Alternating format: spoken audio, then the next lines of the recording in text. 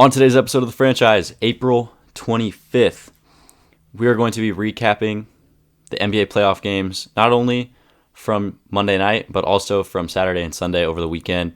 Wasn't able to do a podcast on Monday. Going to recap a lot of NBA playoff basketball, as well as giving out top 10 MLB Power Rankings. Once again, if I did an episode yesterday, wasn't able to do one, didn't have the time. If we were able to do a pod on Monday, every Monday is MLB Power Rankings, doing it today.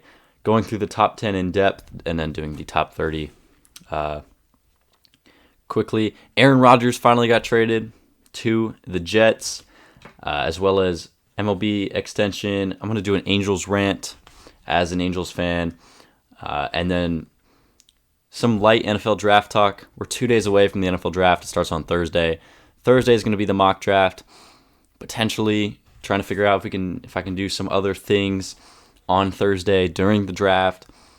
But we'll talk a little bit about some rumors going on right now in the NFL draft. Before we get into the episode, as always, Franchise is available: YouTube, Spotify, Apple Podcast, Amazon Music, and you can find the TikTok, Twitter, Instagram in the description of every single episode. All right, so we're going to start real quick with... I don't even know where we should really start. Let's start with the NBA playoff games from the weekend, Saturday and Sunday. Now, some of these are a few days old now, right? But, I mean, we did have some series enders. We do have 3 games tonight, but we're going to go through these games real quick. So, on Saturday, 76ers, Brooklyn Nets. The Sixers completed the sweep of the Brooklyn Nets in this series, winning 4-0. They won this game 96-88. Joel Embiid still out. Didn't play in this game. Knee injury, 50%. Doc Rivers said he's a 50% health for the start of the next series. And, I mean, the good thing for Philadelphia in terms of Embiid and his health is that they swept the Nets, right? They don't have to play 4 more games or 2 or 3 more games before the start of the next round. They have, a whole week off until they have to play their next opponent, most likely the Boston Celtics, in the second round. For Brooklyn, I said in my predictions, I said Brooklyn was capable of winning 1 to 2 games. I had Philadelphia winning in 6, and they swept them. They swept the Nets. So, in terms of this series, right, Bridges and Cam Johnson, they had great games. In terms of this game 4, Cam Johnson went 11 points, 10 rebounds. Mikal Bridges has 17 points. They have 2 great two-way players. Mikal Bridges is a true, offensive.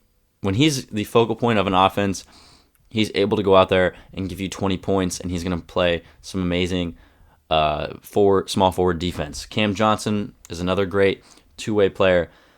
But those 2 guys cannot be number 1 options on a team that's actually trying to go compete for a championship. And in the case of Brooklyn, when you trade Kevin Durant and Kyrie Irving, and this is what you get back, and the roster that you currently have around them, that's your number 1 and number 2 option, Bridges and Cam Johnson. For this series, Dinwiddie was supposed to be a big piece. If Dinwiddie played good in games 1, 2, and 3, it might be a different case. It might be closer games. Brooklyn might actually have won a game. Seth Curry could have played better. Joe Harris has not been good for the past season, 2 years now. He's just not a great, offensive scorer like he once was a few seasons ago. Nick Claxton, is a great defensive player down the middle, able to get rebounds and block shots and defend the paint. He's a tremendous player. I think another thing for Brooklyn, and something that they will address in the offseason, and we're not going to go super in-depth to their offseason. We're going to do that, later on in the year, after the finals, probably before the draft. For Brooklyn is Ben Simmons, right? You trade James Harden for Ben Simmons. You could have tried to get Tyrese Maxey. I know the Sixers said no, they don't want to trade him. Rightfully so. He's a really, really great player. But if you're Brooklyn, you trade for Ben Simmons. He doesn't play that first year with Kevin Durant and Kyrie Irving, and they get swept by the Celtics in the playoffs. Then this season, he barely plays. When he does play, he's not impactful. He's a negative asset to have on the floor. He's just a really bad player. So you got to hope that Ben Simmons can establish himself as a player that he was back in Philadelphia. Not as a guy that can put up 20 points, play great defense, be a great playmaker, just be an all-around great player without having to shoot the ball. And when he does score, it's down low in the paint, it's in transition. It's all of those things that he did so well with the 76ers. And honestly, I don't know if Ben Simmons is going to be able to come back and ever do that because he's been so bad over these past 2 years. And he's on arguably the worst contract in the league. So Philadelphia, they get this sweep done, move on most likely to play Boston, I think this weekend. And we'll see, by the time that series starts, what Joel Embiid's health is looking like. All right, next game from Saturday, Suns taking on the Clippers, and the Suns beat them 112-100, improving their lead to a 3-1 series lead. Kawhi Leonard did not play in this game with another knee injury, so this was all Russell Westbrook for the Clippers in this game, and he played great, 37 points, great offensively, great defensively. Russ has been playing tremendously this postseason with the Clippers, but when you only have Russell Westbrook at this point in his career as the number one option on a team facing Kevin Durant, Devin Booker, Chris Paul, and DeAndre Ayton, you're not going to win. And they lost by 12, right? But KD, 31-11, Devin Booker had 39-7. Phoenix just outperforms the Clippers. And I think if the Clippers, if Kawhi played in this game, if Kawhi was healthy, they have a really good chance. And if Paul George was healthy and playing in this series, I think the Clippers have a chance to win it. I think it goes 7 games minimum.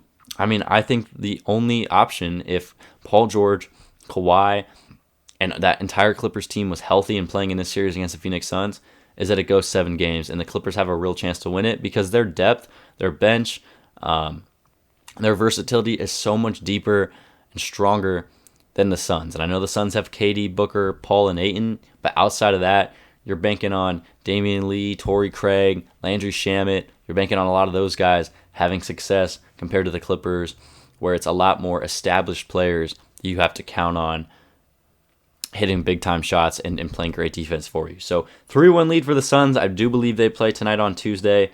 It's in Phoenix, and I'd expect the Suns to go out there and complete this series in 5 games.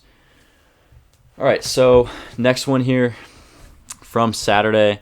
We're going to talk about the other game from the series from Monday night in a few minutes. Milwaukee taking on the Heat. Heat won 121-299. They took a 2-1 series lead. Giannis didn't play in this game. We're not even really going to talk about these next 2 games because they just recently played, and those are more important to talk about. So the Heat took a 2-1 series lead on Saturday. And then, where is it here? The Lakers beat the Grizzlies 111-101. This was a great start to the game for the Lakers. In the first quarter, they put up 35 points and held the Grizzlies to 9 points, which is the lowest, I think, to start a first quarter in playoff history. Ja Morant, 45 points. He had a great game, but the Lakers just started off so hot in that first quarter, there was really no way the Grizzlies were able to come back and win this game. Cavs-Knicks on Sunday. Knicks take a 3-1 series lead, beating the Cavs 102-93. Brunson, another great game, 29 points, 5 for 9 from 3. RJ had 26. Josh Hart, what a great midseason trade deadline pickup in Josh Hart. 19 points, 7 rebounds in this game. He's a great defensive player, and he's just been hitting a lot of shots for the Knicks at clutch moments in this game. The Knicks out-rebounded the Cavs 47-33. Cleveland was not a factor on the glass. Donovan Mitchell only put up 11 points in this game.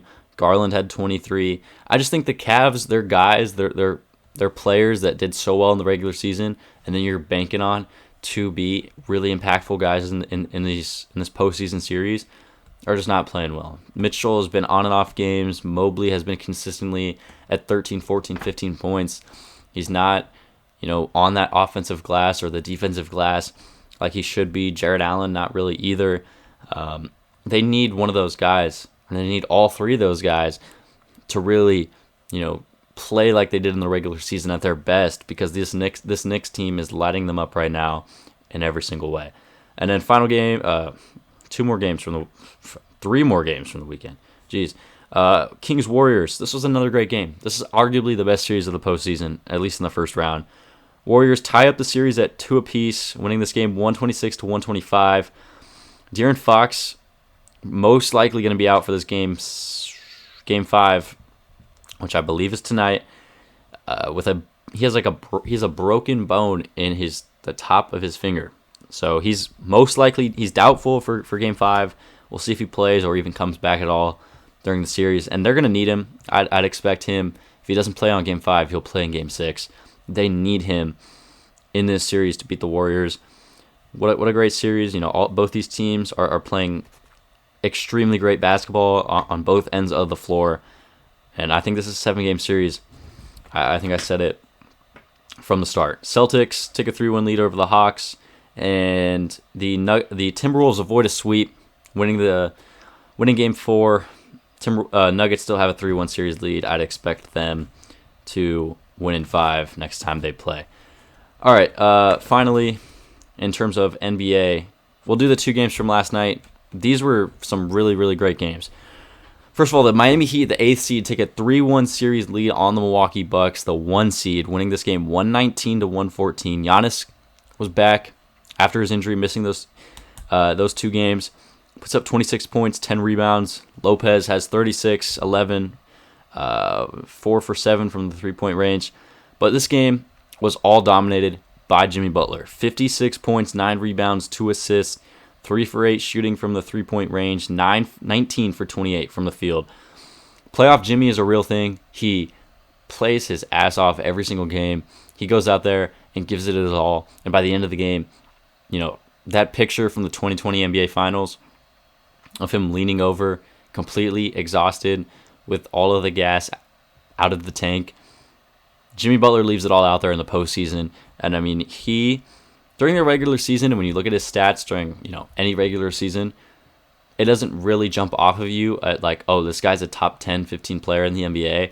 But when it comes to games that matter the most and in the postseason where everything matters a million times more than the regular season, Jimmy Butler turns it up and he becomes one of the best players in the NBA in the postseason. A lot of people, some people on Twitter saying he is a top 10 player in the league. And I would not get mad at you for saying he's a top 10 player. I mean, definitely top 15 in my opinion. Jimmy Butler is such a great player, great mid-range game, great finishing at the rim, great defensive player as well, just a very intelligent, high IQ basketball player. And the Heat, the 8th seed, have a 3-1 lead on these Bucks. I mean, let me tell you, every single playoff series that Jimmy Butler has been on this Heat squad, except for one when they played the Bucks, I think it was a few years ago, when they got swept. Every other series, they have, given it their all and really made the opposing team work and grind and give it their all to go out there and beat the Heat. So, 3-1 lead for the Heat. The Bucks, I mean, a 3-1 lead is almost impossible to come back from. It's as close as it gets to you're not going to win the series. I honestly think the Heat go out there probably in 6 games, come back to Miami, win Game 6, and eliminate the Bucks.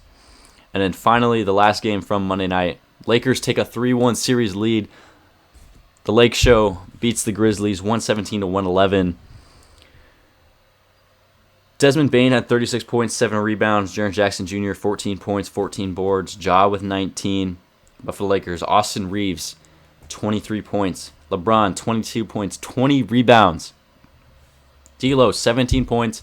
He had 3 three-pointers in the final, I think it was 3-4 minutes of the fourth quarter, that really put the Lakers back into this game and ultimately is part of the reason why they got sent to overtime and then won this game. Anthony Davis had another disappointing game. It's been every other game for AD in this series. 12 points, 11 rebounds, 4 for 13 shooting from the field. Look, if the Lakers make it past the Grizzlies in this first round, 3-1 lead, I'd expect them to do that, whether it's in 5 or 6 games. If they play the Warriors or the Kings in the next round, Anthony Davis, you cannot afford an Anthony Davis game where he puts up 12 points or has 4 points in the first half. You cannot afford that if you're the Lakers because you can't bank on the success. You can't always count on Austin Reeves, Rui Hachimura, D'Angelo Russell, Jared Vanderbilt, who had 15 points in this game. you can't always count on those guys to have on nights. You can count on LeBron to be there giving you at least 20 points minimum. But AD needs to be the other guy on the floor for the Lakers offensively that you can count on to give you, at minimum, 20 points a night. And I know AD plays great, tremendous defense, blocking shots, getting boards, playing great defense down low. But him and LeBron both need to be putting up 20 points minimum every single playoff game as a safety precaution, because if Austin Reeves and D'Lo and Hachimura are on, then you're winning. And if they're off, you still have a chance because LeBron and AD have at minimum given you 20 points, and you can bank on that, to go out there and win in the game. So Lakers 3-1 lead. I expect them to win in 5 or 6 games at this point. A 3-1 lead. We've seen it once before with the Cavs, but a 3-1 lead is as close as it gets to the series is over. And yeah, you're looking at the 1 and 2 seed potentially both being out by the 7th and 8th seed. All right. Aaron Rodgers finally got traded to the Jets. I think it was March 15th is when Aaron Rodgers went on the Pat McAfee show and said that he intends to play for the New York Jets in the 2023 season. Since then, nothing. No rumor, no word, no whisper, nothing about a potential Aaron Rodgers to the Jets trade. You didn't hear anything about, these teams are still talking, trying to figure out compensation. It just went silent basically the week after Rodgers said that up until about Sunday. Finally, yesterday, Monday, the Aaron Rodgers trade gets done. He's officially the quarterback for the New York Jets. So the Packers, they get a pretty nice haul here. They get the 13th overall pick in the draft. Originally, they had the 15th pick. Now, these two teams, Jets, Packers, they swap in that pick. So it's not that the Packers gave up a first necessarily for Aaron Rodgers, or the Jets gave up a first for Aaron Rodgers. They're just swapping. Jets get 15, Packers get 13, and move up 2 spots, move down 2 spots. The Packers get a second-round pick, number 42 overall. They get a 6th-round pick. They get a second-round pick in next year's draft, a conditional pick that becomes a first if he plays 65% of the plays next season. And unless Aaron Rodgers gets injured, that pick will become a first-round pick because I can guarantee you he will be playing 95% of the snaps next season. So, Aaron Rodgers is officially a Jet. There's a lot of things to unpack here. One, in terms of the Jets, their success next season, where they rank in the AFC, the whole Packers side of this, and then the draft, right? 13th pick, 15th pick. The Packers went from 15 to 13. What does that mean for their draft? For what they're going to do on Thursday in the first round. So let's start here with Rodgers to the Packers. Or Rodgers to the Jets. Jeez, Rodgers to the Jets. What does it mean for the Jets? What is his, offensive group looking like? This Jets team, I think, is one of the top 5 teams in the AFC, potentially even top 4. I think you're looking at Kansas City, Buffalo, and Cincinnati, and then you're probably putting the Jets right there behind them. Last season, the Jets defensively were one of the most dominant groups in the NFL. And if they had a decent quarterback play, that Jets team is making the playoffs. That Jets team was a Super Bowl caliber defense last season. Sauce Gardner, the defensive rookie of the year at corner, one of the best corners in the game. They have some great pass rushers, great linebackers, a really solid secondary. The Jets, cohesively as a defensive unit, are like a top 5 defense in the NFL. And then offensively, this Jets team has a lot of nice pieces. And then they obviously add a lot of guys in the offseason. They have Garrett Wilson, offensive rookie of the year, wide receiver, one of the best wide receivers in the NFL, wide receiver 1. They signed Alan Lazard, former Green Bay Packer teammate of Aaron Rodgers. They brought in McCole Hardman. They still have Corey Davis. They're getting back Breece Hall from his ACL injury. Breece Hall last season, a lot of people forget, he was on pace to most likely win Rookie of the Year on the offensive side of the ball in the AFC at that running back position. He was absolutely dominant, running the ball. You could not stop Breece Hall last season. The only thing that stopped him was his ACL. So, you're getting him back. You're adding Aaron Rodgers to a receiving core. Your offensive line is pretty solid, right? Mekhi Becton, Elijah Vera Tucker, and then you have the 15th overall pick in the draft. And this is where I think the Jets, look, there's a really nice, I think there's like really four really good offensive linemen that have first round grades. That's Paris Johnson Jr., who's probably going in the top 10, Peter Skoronski, who's going anywhere from 15 or from as low as 18 or 17 to the Steelers, all the way up to probably number 9 to the Bears. There's Broderick Jones, who's going somewhere in the middle of that, and then there's Darnell Wright, who I'd say is probably lower, middle first round, but lower of that range from the Bears to the Steelers. So there's 4 offensive linemen that are going to go really quickly in this draft, and the good thing for the Jets is that they have the 15th overall pick, and I think, in my previous mock draft, the most recent one I did, I had Paris Johnson going first, I had Broderick Jones going second, I think Peter Skoronski, and then Darnell Wright. The Jets have the potential to add a guy that can defend and protect Aaron Rodgers on that offensive line. Last season, Becton and Vera Tucker got banged up a little bit. If you have the opportunity, right, to move one of those guys to guard and then draft, let's say you drafted Peter Skoronski from Northwestern or Darnell Wright from Tennessee, or you get Broderick Jones from Georgia to either play left tackle, right tackle. Maybe you move one of those guys that you just drafted to guard. The offensive line and the pass protection here for Aaron Rodgers is really, really nice. And in terms of teams in the AFC, like I said, I think they're the 4th best team in the AFC right now. And I mean, let me write some of this down. I mean, the AFC is stacked, right? There's what is there, 7 playoff spots? How many playoff spots are there in that? I think there's 7, but is there 8 playoff spots in the NFL? Let's see here. 1, 2, 3, 4, 5. There's 7 playoff spots in each conference. I think there's like so many teams in the AFC that are good, that have the potential to make the playoffs. You're looking at the Bills, Dolphins, Jets. Those are 3 teams right there that I think you could almost guaranteed locks for the playoffs. The Dolphins, there might be a question mark based off Tua. The Patriots last year were 8-9, right? If Mac Jones, if they go get a receiver in the draft, if Mac Jones plays good again with an actual offensive coordinator this year, that's a potential playoff team. The Bengals won their division last year. They're going to be back. I mean, Joe Burrow, Jamar Chase, that's the 2nd best team in the AFC.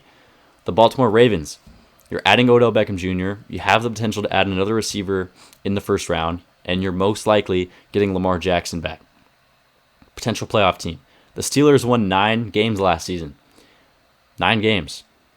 You have a second year of Kenny Pickett. You're hopefully adding an offensive lineman in this draft to one of the worst offensive lines in the NFL. But you have Deontay Johnson, George Pickens, you add Allen Robinson, Najee Harris, a defense that has TJ Watt and Minkah Fitzpatrick. That's a potentially good team. Cleveland, Deshaun Watson. What is he going to be? Right? What is Deshaun Watson going to be this year? You have a defense with Myles Garrett and a lot of studs on that side of the ball. Nick Chubb in the backfield. Cleveland could be good. They went 7-10 last year.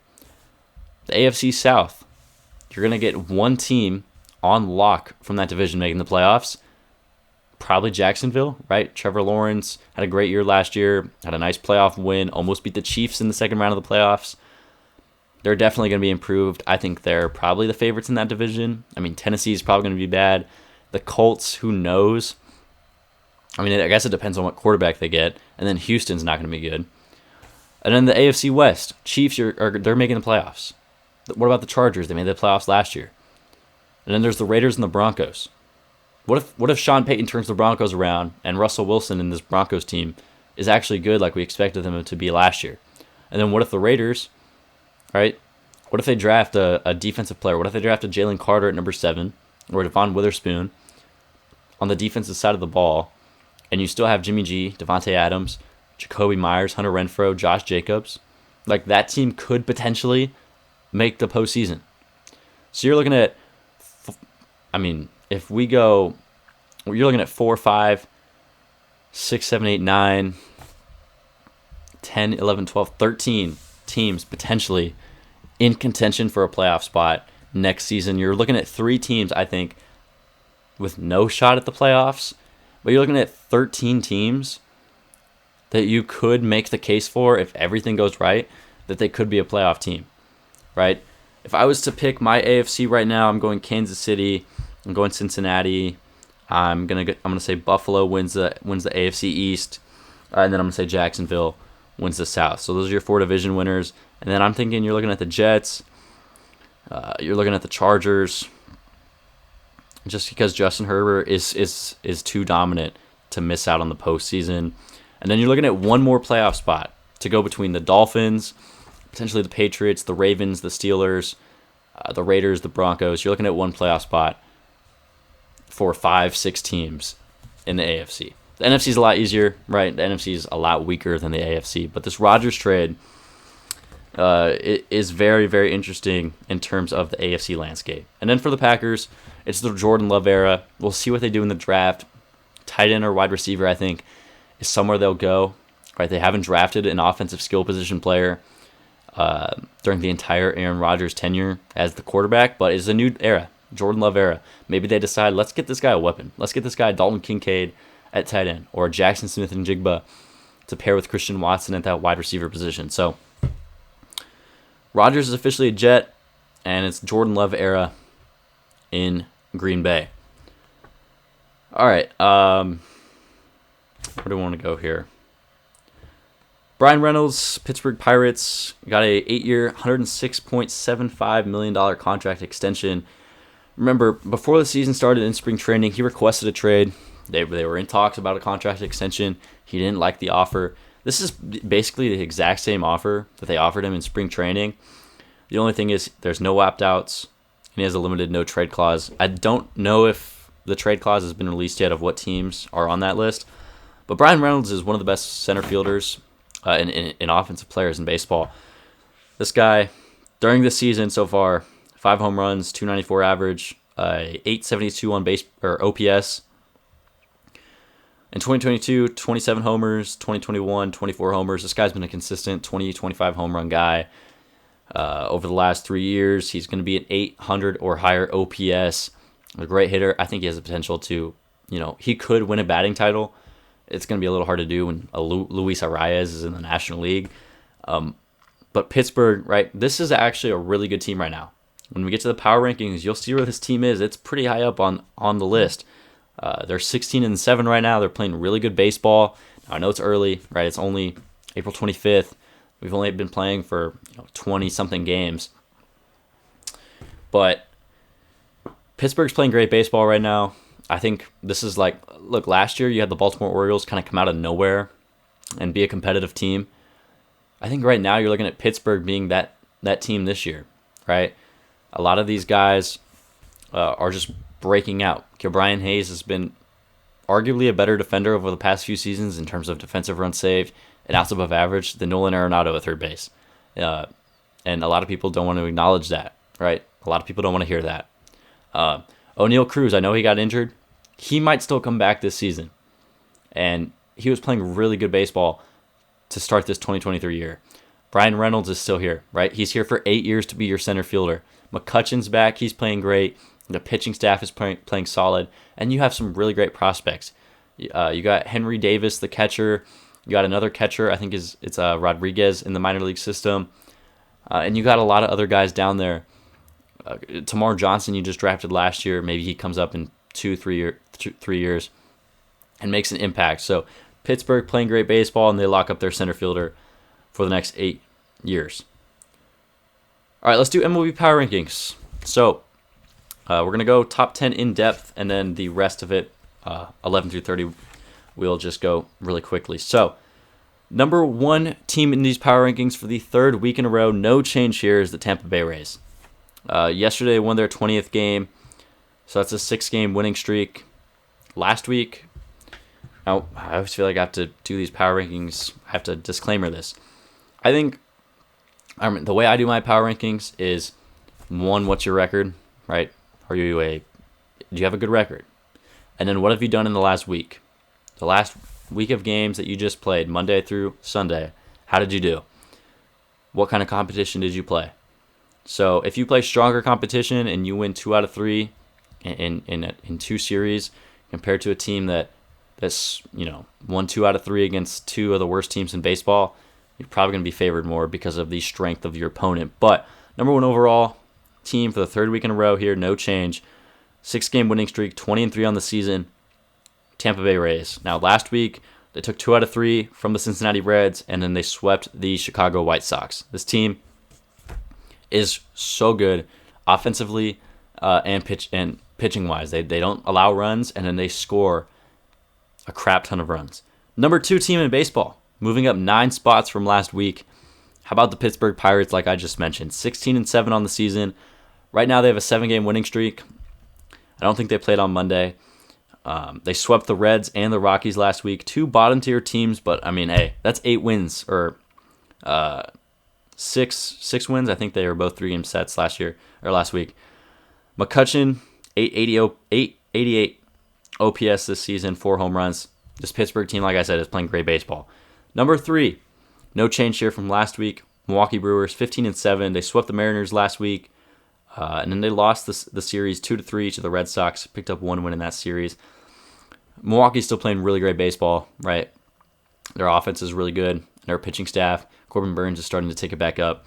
So this Brewers team stays at number 3. Number 4, moving up 9 spots as well, we have the Baltimore Orioles, 14-7. When I wrote this down, they had a 6-game winning streak. I don't know if that still stands. They swept the Detroit Tigers last week and then took 2 out of 2 from the Nationals. So a little short sweep there for the Orioles. Adley Rutschman, I think he has taken over as the best catcher in baseball. Right before the season, I said it was JT Realmuto. I don't have the stats up right now, but I think Adley Rutschman is just a better overall player. I think he's the best catcher in baseball. Defensively, offensively, what he can do from the left and right side of the plate, this guy has the potential to be the best player in the world as a catcher. Number 5 team, moving up 4 spots here, Texas Rangers, 14-7 on the season. They swept the Kansas City Royals last week and took 2 out of 3 from the Oakland A's. 2 of the worst teams in baseball, but Texas has a 14-7 record, and that's number 1 in the AL West, and they're playing really great. Jacob deGrom's coming back into form. That pitching staff, Adolis Garcia had a 3-homer game. So Rangers playing great baseball to start the year. Number 6, New York Mets, down 1 spot from last week. They're 14-9 in the season. They split the series with the Giants 2-2, and then they took 2 out of 3 from the Dodgers. Once again, this Mets team is playing great without Scherzer for 10 games, though. Number 7, Braves. They moved down 6 spots. They were number 2. They moved down 5 spots. Number 2 last week. They got swept by the Astros. That's the big reason why they fell. They took 2 out of 3 from the Padres. They started off last week hot, and then they got swept by the Houston Astros. Number 8, Toronto Blue Jays. They're 13-9. They moved down 1 spot from last week. Took 2 out of 3 from the Yankees, and then lost the series against the Astros, winning 1 out of 3 games there versus Houston. Number 9, New York Yankees. They're 13-9 as well in the season. Lost 1 out of 3 games versus the Toronto Blue Jays, but they took 2 out of 3 from the Angels.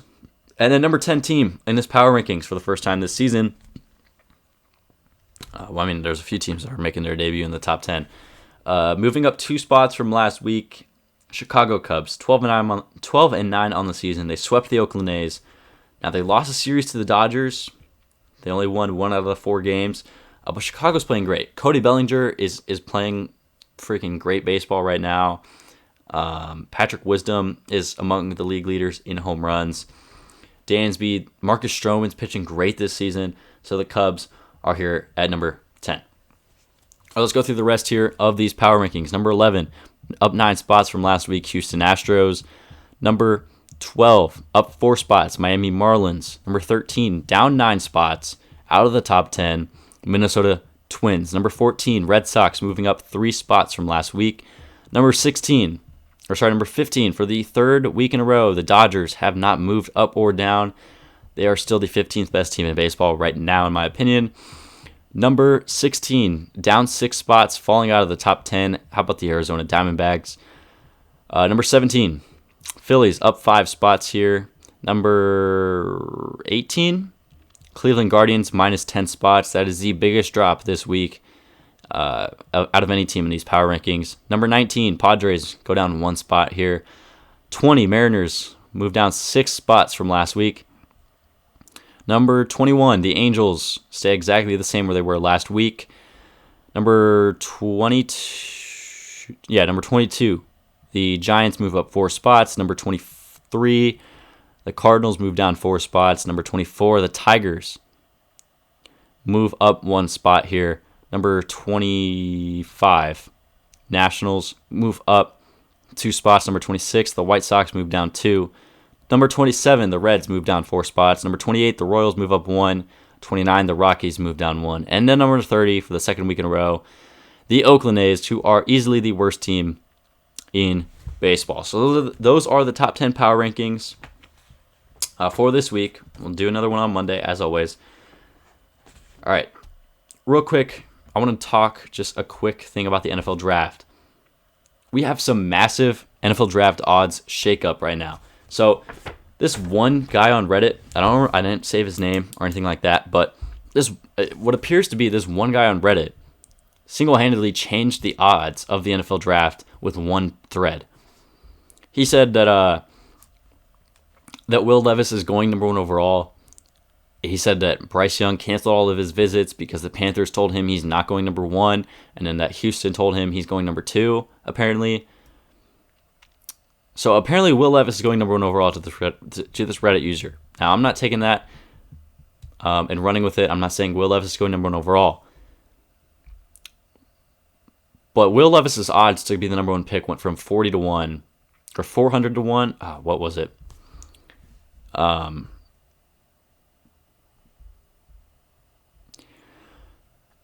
Okay. 5 hours ago, or early this morning, when today started, Will Levis's odds to be the number 1 overall pick were plus 4,000. Right now, they are plus 400. His odds have drastically changed with what seems to be this one Reddit post. Now, I don't think Will Levis is going number 1 overall. I think it's Bryce Young. But number 2, right, the last 2-3 weeks, we've been talking about Houston and what they're going to do here. We've been talking about they don't like C.J. Stroud. They're not taking him. We haven't heard anything about Anthony Richardson, so I don't think he's going there. Even though I had him going there last week in my mock draft, you haven't heard crap about Anthony Richardson, about any team he's going to, and in particular the Houston Texans. The only things you've heard about in regards to the Texans and the number 2 overall pick are, obviously if Bryce Young's there, I think they'll take him, but I don't think he'll be there, is Will Anderson, Tyree Wilson, or Will Levis. So Houston at 2, you're thinking they're either going to draft Will Anderson or Tyree Wilson to be their defensive star for the next hopeful 10 years, or Will Levis being their quarterback, being the second quarterback off the board with C.J. Stroud falling. Will Levis's odds to be the number 2 overall pick on FanDuel are plus 175. Will Anderson plus 300, Tyree Wilson plus 300. Number 3 overall pick, Tyree Wilson plus 300, Stroud plus 350, Paris Johnson plus 350. Paris Johnson's odds moved up a lot. If Arizona stays here at number 3, I think there's a real possibility that they take Paris Johnson at the 3rd overall pick if they don't trade out. Kyler Murray said, I think it was yesterday, he really likes Paris Johnson. The offensive line for Arizona is really, really bad. And I think Paris Johnson has the potential to be a generational, one of the best offensive linemen in the NFL. And the Cardinals need a lot, right? They need defensive linemen. They need offensive linemen. They can use corners, linebackers. They need a whole roster, right? But Kyler Murray, off an ACL injury, probably coming back mid-season at best. Why not get him a young offensive lineman to protect him for the next 5 to 10 years? And then you can obviously address the defense later on in the draft, with your 2nd, 3rd, 4th, 5th round picks. Number 4 overall pick odds, Levis at plus 130, Stroud plus 210, Richardson plus 300. The Richardson odds are very interesting here. You're looking at Anthony Richardson, from what it seems like, as well as with C.J. Stroud. Now, I think, look, if the Cardinals, If number 2 overall is Will Levis, if number 2 overall is not CJ Stroud, the number 3 overall pick becomes a spot where you're looking at Indianapolis, you're looking at the Raiders, the Titans, potentially the Vikings. You're looking at, 3 teams, I think, on lock automatically. And then there's potential for, a bunch of other teams that we're not thinking about trading up here with Arizona for number 3. Now, the Raiders, they tried to trade up to number 1, apparently, reportedly. And they're only interested in the quarterback market if it's Bryce Young or CJ Stroud. So if Stroud's available at 3, the Raiders at 7, I think that's a spot where they jump up and say, oh my gosh, we can get CJ Stroud. Forget the defense, forget the offensive line. Let's draft a quarterback. Let's get CJ Stroud. The Titans could say the same thing. CJ Stroud is here at 3. Forget drafting an offensive lineman. Forget drafting a quarterback at 11. Let's go get our guy. And the same thing for the Colts. I mean, the Colts are arguably the most quarterback-needy team in this first round of the NFL draft. And they're sitting there at number 4, and you're saying, oh, shoot. Okay, Bryce Young just went number 1. Levis went number 2. Stroud's here at 3. If we don't get Stroud, we have to take Richardson, right? Or let's say Young goes 1, Will Anderson goes 2. Okay, we can move up to 3 and choose our guy. We can choose Stroud, Richardson, or Levis. Or we can have a team jump us, and then we take our guy between whichever 2 are available. So, I mean, look, my final mock draft's coming out on the day of the draft, Thursday morning.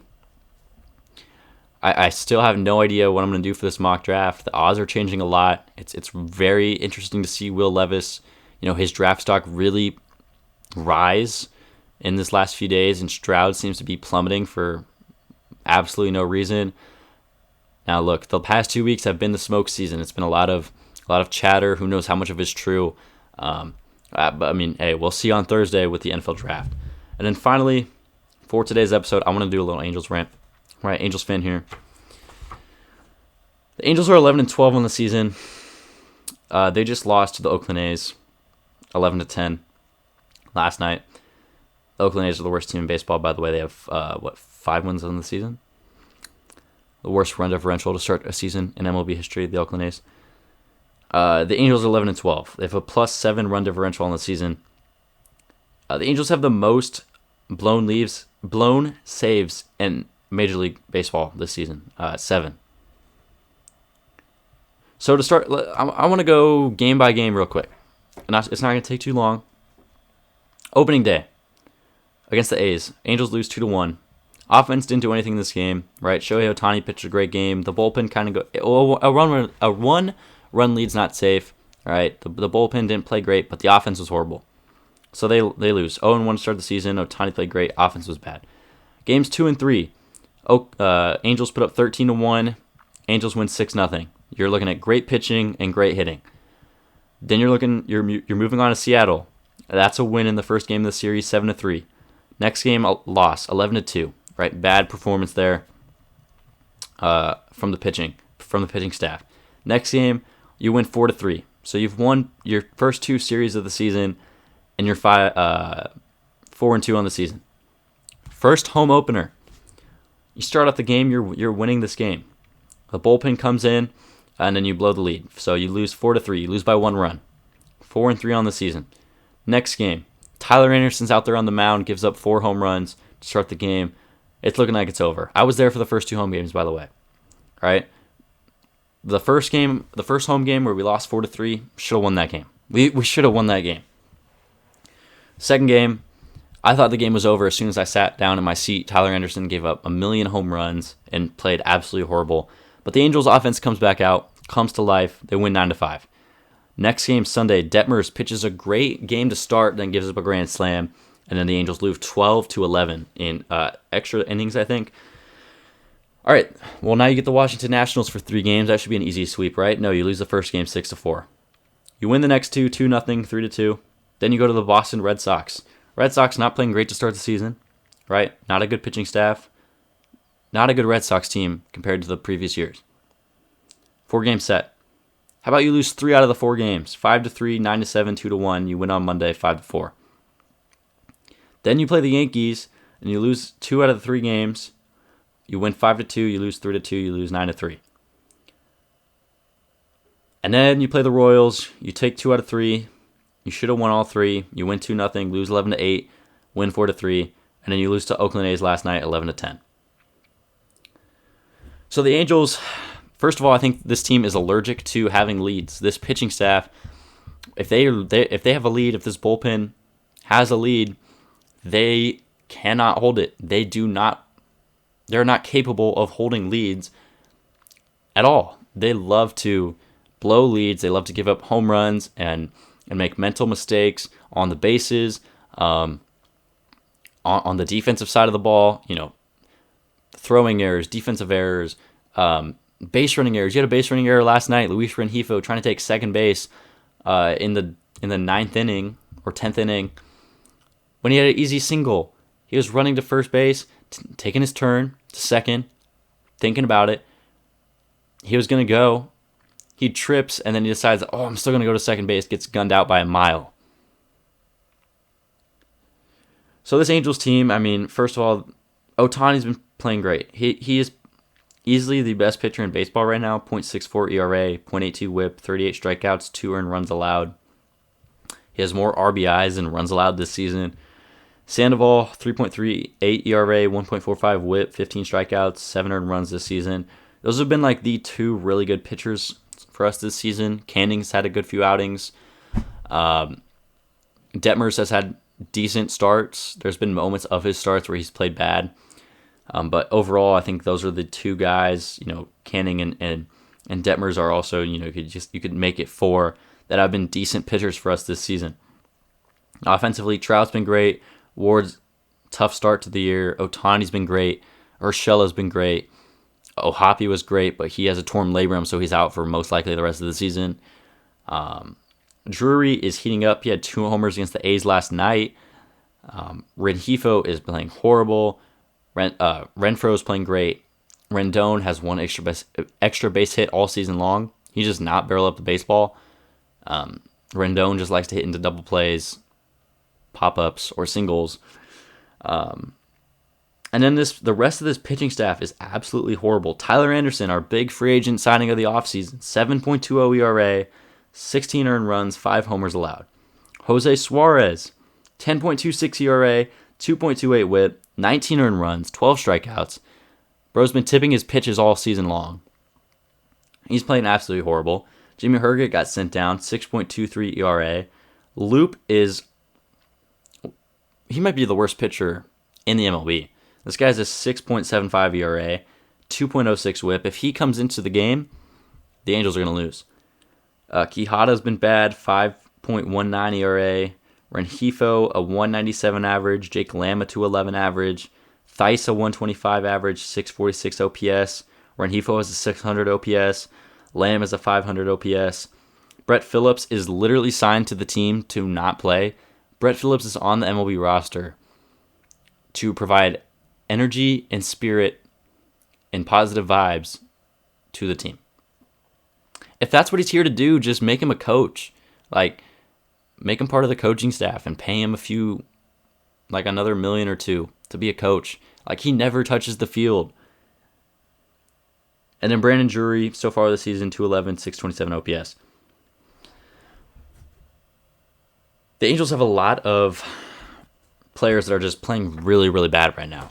And for this team that has a lot of pressure on them to win this season because of Ohtani and him being a free agent at the end of the year and him potentially leaving. And if we're not good at the deadline, I think you got to trade him. There's a lot of guys in the minors, though, for the Angels that are playing really good.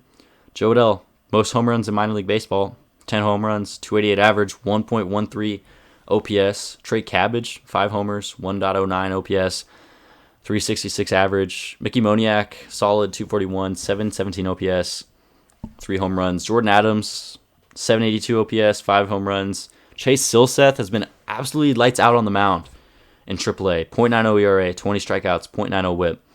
Bachman has been okay in AA, 17 Ks, 5.40 ERA. Ben Joyce struggling right now with his command. 7.71 ERA, 7 strikeouts, 2.14 WHIP. Look, we brought up Zach Neto. This guy's been an absolute beast so far this season, right? I don't know what the Angels need to do. All right, I know it's only April 25th, and it's early, but this Angels team is not a team that can make the postseason with this roster right now. There's too many guys on this team that are not built for the postseason, and too many guys. And you just look at this team, there's no way they can make the postseason. There's no way they can compete for a championship with this roster right now. They need to make some moves if they want to compete this season. They need to. Joe Adell, I think you either got to call him up or trade him, right? You either call him up to be your fourth outfielder and provide some offense right now, or you trade him for relievers, for some bullpen. Trey Cabbage, call this guy up. All right, Jared Walsh is out still with mental issues, insomnia, all that stuff. Call up Trey Cabbage. Jake Lamb sucks. Jake Lamb is not playing good. Call up Trey Cabbage, see what he can do. Mickey Moniak. Let's say you trade Adele. How about you call up Moniak and get rid of Brett Phillips, or say, hey, Brett, how about we release you and then sign you as a coach for $3 million? Jordan Adams. Why don't we just trade Jordan Adams, right? I think we're at the point now where we can give up on Jordan Adams. I think it was a 2018 first-round pick or 2019 first-round pick, something like that. Like, can we give up on this guy? He went from a top 5 prospect in our system to he's number 30, probably going to fall out of the top 30 soon. Why don't you trade him for something? Silseth, let's call him up. Let's call up Bachman. Let's call up Joyce. All right, this bullpen has the potential to be good if you call up Sam Bachman, Ben Joyce, Silseth in the rotation. You know, this team could be a lot better if you just call up the guys in the minor leagues. Right? You already called up Zach Neto. Dude was just drafted not even a full year ago, and he has already played MLB games. So why are we waiting on Joyce, who throws 105? Right? Joyce's arm's only going to last so long. You probably want it to be at the MLB level. Bachman, same thing for him. I mean, this guy throws hard, has nice pitches. He's a good pitcher. Has had a lot, shoulder issues. How healthy can he be long term? Silseth, this guy's been amazing. Like I said, we need more right-handed starters in our rotation. I mean, at this point, go out there and buy out the contract of Trevor Bauer from Japan. Like, just do it. He's a really good pitcher, Trevor Bauer. Like, the off-the-field stuff, he was not guilty. And he's, for some reason, he's the most hated player in baseball because of his personality and the way he goes about his business and how outspoken of a player he is. But, like, go get Trevor Bauer. Because a rotation of Ohtani, Bauer, Sandoval, Silseth, Detmers, Canning, that's a really good rotation. The Angels need to make some moves, because I'm telling you right now, if the Angels by July 1st if they're below 500, and if they're not first or second place in the division, or first or second place in the wild card spot, you have to trade Shohei Ohtani. And if I was to trade Ohtani, there's only one place I want Ohtani to be traded to. It's the Dodgers. I mean, because the prospects the Dodgers have are really, really good. And Ohtani's probably going to re-sign with the Dodgers anyways. If you trade Ohtani to the Baltimore Orioles, he's most likely not going to re-sign there, right? So you're not going to get as good of a haul back. But if you trade him to a team like the Dodgers, where he's most likely going to re-sign, then you can get a nice prospect haul back. And it's going to be a lot. I don't care if it's for 3 months of Ohtani or not. You're going to have to trade a lot for him. And for the Dodgers, they have a lot of nice prospects. If I was to trade Ohtani to the Dodgers, I mean, I'm wanting Bobby Miller, Ryan Pepoy, James Outman, Miguel Vargas, maybe even Diego Cartaya, maybe even Michael Busch. I mean, you're looking at a lot of prospects.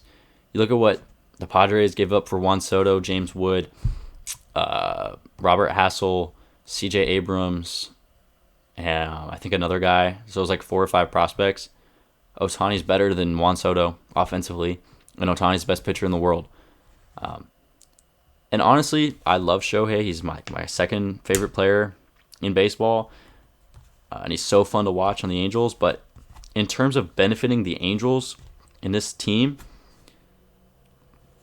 it might just benefit the ball club going forward to trade him, because you're going to get so much back in return that's going to help out more areas of need, right?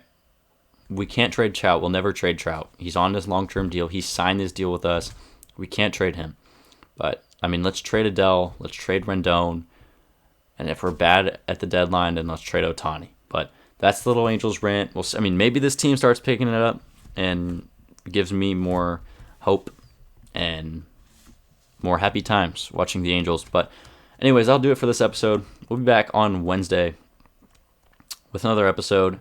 And then Thursday, remember Thursday, NFL draft. We're going to have our final NFL mock draft and all of that stuff. So YouTube, Spotify, Apple Podcasts, Amazon Music, Twitter, TikTok, Instagram in the description of every single episode. See you tomorrow.